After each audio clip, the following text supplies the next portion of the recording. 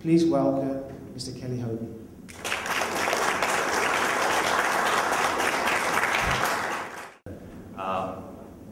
This has been a great week. I think we can all agree that this has been a lot of fun. A lot of information has been conveyed.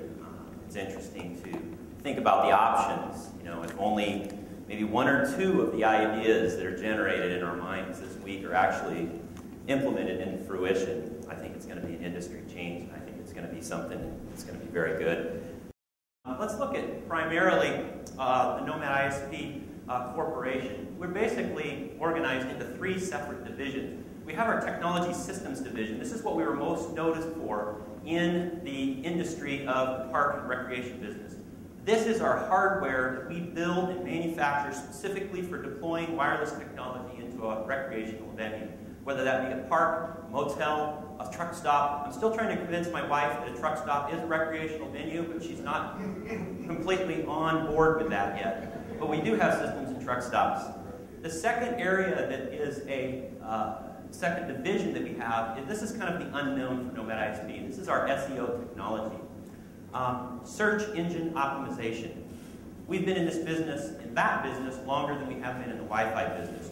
We understand how to push content in the industry to the web. We understand how to deliver it to the web. And we understand very well how to make your park or your venue or your organization bubble to the top of Yahoo when people search. The third area that we have is what we call our Coach Systems Division. Coach Systems Division is designed to do one thing: deliver technology to the coaches that allows us still, as wireless becomes more available, all these different things become ubiquitous in the market, to deliver some kind of guest touch to that market. So we have a product, and I'll talk a little briefly about that. Let's talk about our division offerings, a little bit more detail. The technology systems, again, wireless systems, security capture and archival. Big thing for us right now is on the wireless infrastructure that we're putting in parks, people are wanting to put in security systems so they can monitor the pool, do whatever they need to do. All that stuff needs to be done wirelessly. If it's done wirelessly, it makes the implementation much easier. We also do capture and archival of that information. So we archive it on site for security reasons, also for insurance reasons, things like that. Of this division is our guest services division. The guest services division is the people that answer the phone for your guests. We call it guest services division for exactly that reason. It's a service.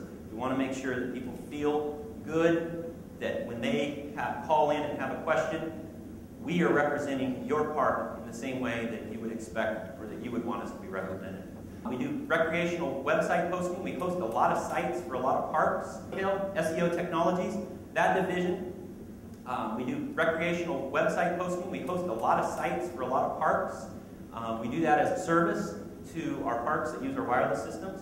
We bubble them up in Google and Yahoo, so they get selected early on in the process, and we use our technology and our knowledge from managing 280,000 domains. That's what our current server pools manage. These are huge amounts of domains, 280,000. There's some numbers there. 15M HPD. Anybody know what that means? That's 15 million hits per day. That's what our servers currently hit. The Wi-Fi Ranger. This is a revolutionary product. This is something that we saw a need for. How did we see it? Telephone calls by users in parks. We've got 300 or 400 sites across the country. We get calls in from users saying, I'm having trouble getting connected. And that's often when we say, is your grandson around? Put him on. I'll help him get it fixed. But the people have problems. We started to see a consistent set of problems that people have. We said, there isn't a product in the market to fix this. There is now. This will release January 1, 2007. This is a coach-based router designed specifically for the transitory traveling environment. It does some fascinating and wonderful things. It pulls in public Wi-Fi wherever it can find, up to 2 miles away. It connects that to an encrypted private network inside the coach, so you never make a change to your laptop. You can run your wireless printer. You can share a paid connection with your guests or with your friends. You can do all these things, and it's all done automatically. Not only that, when you pull into the Flying J, you get there, you're fueling up, it'll automatically download all your email and send your previous emails that you had sent earlier, and it'll cache your favorite 150 or 200 websites on your Wi-Fi Ranger, so when you get to the middle of nowhere, you have no internet connectivity, you still have all your news, all your RSS feeds, etc. But think about the marketing opportunity if you take some of these things that we've put together and allows you to decide where the on-ramps are and the off-ramps are. And that's kind of what we're doing. We get to decide how to push people specifically to certain locations because we know they're at a campground, we know they're logging in through wireless internet, etc. If you've owned a park, you probably had a few people come in at one time and said, hey, can I borrow your fax line? They want to plug in just to get connected. Anymore, wireless eliminates all that, gets rid of all those problems. It's similar to a small cell site, but it's for the internet access. 55% of the travelers need internet access right now. Need internet access, not want, need. That's an important differentiation. They're doing their banking. They're connecting on to send checks, to pay bills. They're doing all kinds of things, and they need that access. Most wish to have it available in their coach. Yes, having it available at the bathhouse is nice, but if it's available in the coach, it's more convenient for them. Here's the 5 things that you need to put in Wi-Fi and be successful. 1, quality equipment. It's got to be designed for it. We believe that. We designed it for it. We're successful. We're growing faster than anybody else. There's a reason for that. The stuff works. 2nd, it needs to be authenticated access, meaning there has to be some level of authentication. 3rd, monitored systems. It needs to be monitored. What's the worst question in the world to a park owner? Is your Wi-Fi running? I don't know. If it's not monitored, how are you going to answer that? 4, it needs to be managed.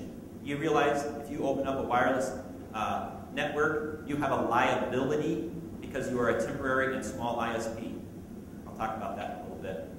5th, it has to have guest support. Unless you want to be the Wi-Fi experts and take the Wi-Fi calls, you should probably have somebody else taking those calls for you. As an ISP, or if you open up an open access point and somebody starts sending spam from your global IP, who's responsible?